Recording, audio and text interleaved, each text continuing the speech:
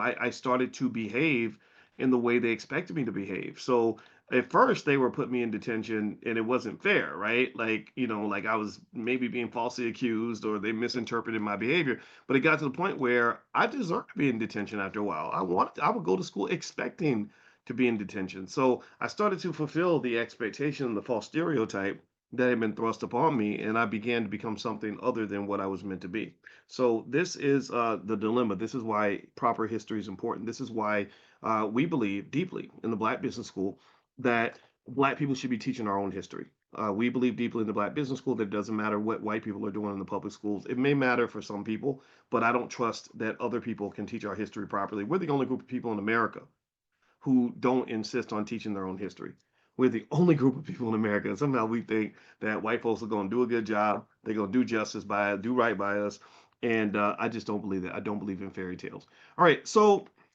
What I want to talk about in Powernomics training to kind of get us started is I want to talk about this experiment that I just saw. How many of you saw this experiment where there was a young lady who applied for a job and she couldn't get jobs, so she went on LinkedIn and she basically became a white woman. She created a white woman profile and then when she became this false white woman, the white woman was getting like callbacks and people were responding to her. Employers were actually reaching out to her and she wasn't getting anything. I don't know if y'all saw that. I mentioned it in our morning class as well, but I wanted to revisit that for a second in case you weren't there for the original conversation because I thought this would be an appropriate thing to discuss in the midst of our reading of Dr. Claude Anderson's book.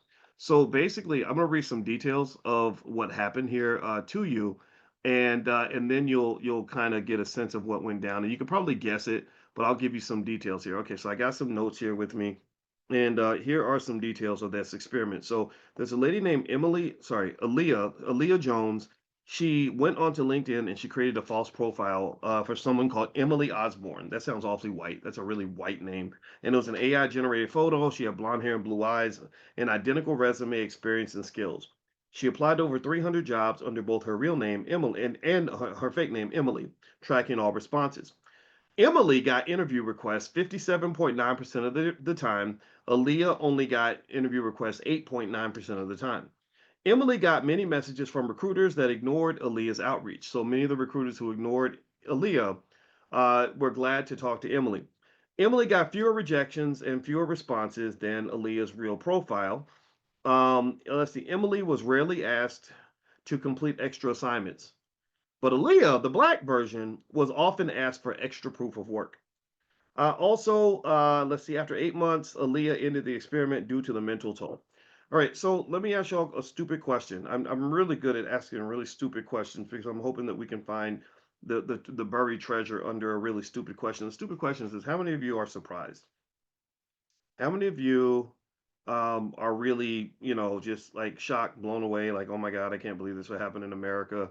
I mean, after all, Martin Luther King had a march and white people promised they'd be nice to us and they'd give us jobs and stuff like that. How many of y'all are surprised? Is anybody surprised or is everybody kind of like me? Any other cynics in the room? They're like, yeah, of course, Emily didn't. Of course, Emily got the job, right? There are black people that would hire Emily over Aaliyah, right? So it's not even white people. Like white people in their racism, they get support from black people. There are some black people who hate black people more than white people do, right? So this probably, if you're grown, if you're over the age of like 22 and or past the age where you stop believing in Santa Claus, I would tell you, I think I stopped believing in Santa Claus about the same time I stopped believing in white people. In terms of white people's desire to save black people, I don't believe that day is ever going to come.